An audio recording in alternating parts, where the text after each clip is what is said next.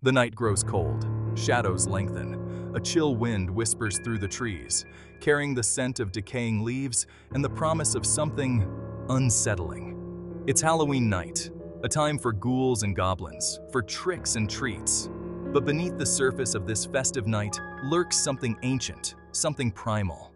Tonight, we journey into the heart of that darkness, exploring the shocking pagan history of Halloween, unearthing the rituals, the beliefs, and the eerie echoes of the past that still resonate in our modern celebrations. Imagine a time long ago when superstition and folklore held sway, and the forces of nature were both revered and feared. The ancient Celts, who inhabited regions of Ireland, Britain, and Gaul, celebrated their most sacred fire festival, Samhain, marking the end of the harvest season and the onset of winter. The Celts believed that on this night the boundary between the living and the dead became porous, allowing spirits to cross over into our realm. Join me as we journey back in time to experience the ancient rituals of Samhain. Samhain. Even the name itself sounds ancient, mysterious, powerful. It was more than just a festival for the Celts. It was a time of profound spiritual significance. Imagine the rustling of autumn leaves underfoot, the crispness of the air, the smell of bonfires burning in the distance. The Celts, deeply connected to the rhythms of nature, saw Samhain as a liminal time, a pause between the old year and the new. The veil that separated our world from the other world, the realm of the spirits, grew thin. It was believed that on this night, the spirits of the dead could easily cross over, walking among the living once more. Imagine the sense of awe, the mixture of fear and anticipation that must have filled the hearts of the Celts as darkness fell on Samhain night. The spirits were not seen as malevolent entities to be feared, but rather as part of the natural order, to be respected and honored. Families would set places at their tables for deceased loved ones, offering them food and drink in a symbolic gesture of remembrance. But Samhain was not just about honoring the dead. It was also a time for divination, for seeking glimpses into the future. With the veil between the worlds thin, the Celts believed they could more easily communicate with the spirits and gain insights into what the coming year might hold. The thinning veil brought with it a sense of unease, a fear of the unknown. To appease any potentially malevolent spirits, the Celts wore costumes and masks. These disguises, often made from animal skins and heads, were meant to confuse or frighten away any wandering spirits. They were not the playful costumes we associate with Halloween today, but rather a form of protection. The Celts also believed that wearing masks allowed them to shed their own identities for a night and embrace the spirits of the ancestors. The heart of Samhain beat within the flames of towering bonfires. These weren't just sources of warmth, they were sacred portals, blazing gateways between the worlds. These bonfires served a multitude of purposes. They were seen as a source of purification, their flames burning away the remnants of the old year and making way for the new. Farmers would drive their cattle between two bonfires, believing the flames would cleanse them of any lingering illnesses or bad luck. The bonfires were also a place of communion, where the veil between the worlds thinned to its most transparent. The Celts believed that by casting objects into the flames, they could divine the future. As the night wore on, these bonfires became the focal point for feasting and celebration, where the Celts would gather around the flames, sharing stories, singing songs, and performing rituals to honor the dead and appease the spirits. On Samhain night, the line between the living and the dead blurred, and the Celts believed that spirits roamed freely among them.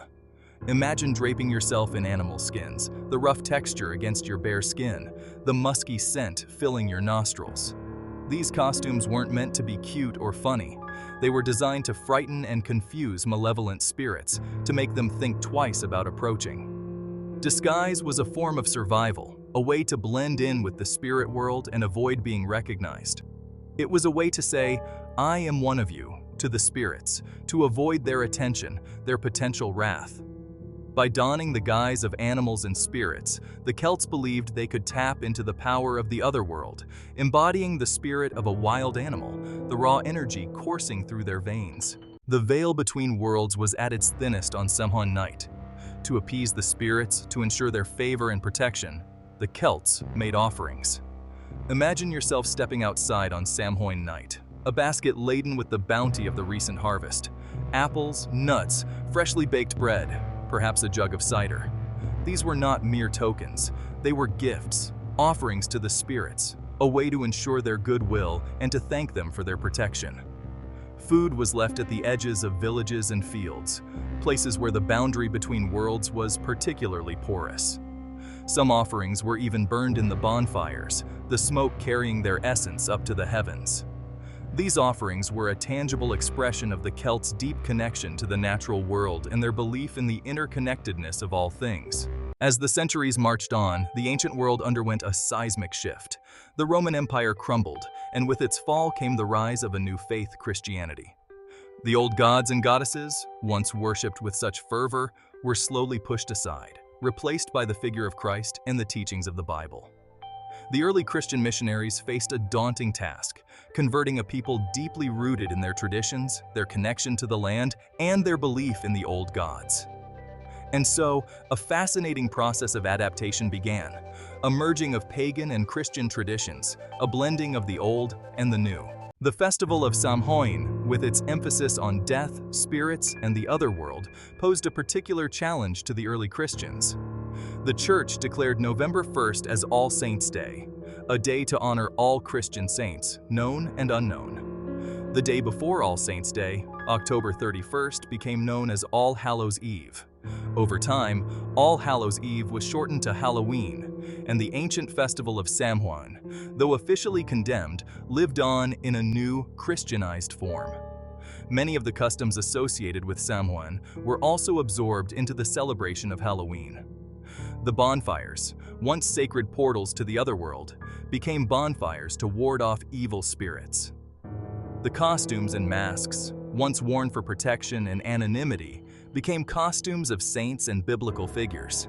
Despite the Church's best efforts, the echoes of Samhain, the whispers of ancient beliefs, continued to resonate within the celebration of Halloween. The carving of pumpkins, a tradition that originated in America, harks back to the Celtic practice of carving turnips and placing candles inside to ward off evil spirits. The tradition of trick-or-treating, though much more recent in origin, echoes the ancient Celtic custom of leaving offerings for the spirits. Even the colors of Halloween, orange and black, have roots in Samhain.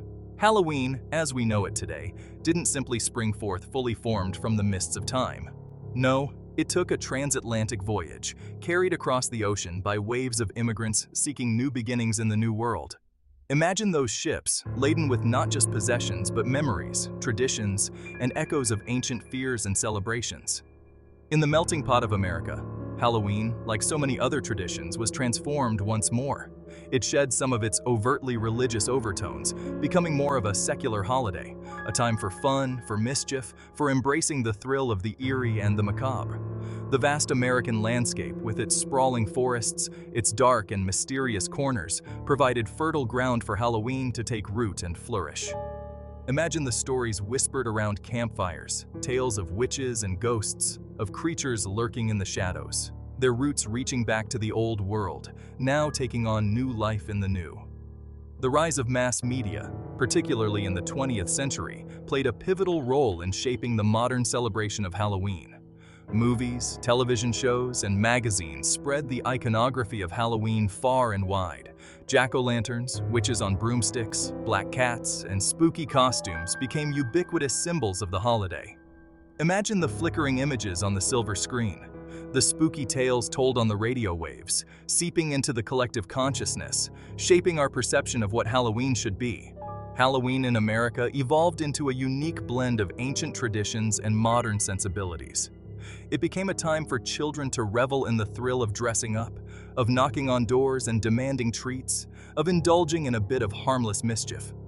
Imagine the excitement of choosing the perfect costume, the anticipation of going door to door, the thrill of collecting a bag full of candy, the laughter and shrieks of delight as children embraced the spirit of the night. But Halloween also retained its connection to the ancient fears and anxieties that gave rise to Samhain centuries ago. The fear of the unknown, the fascination with death and the afterlife, the thrill of confronting our deepest fears.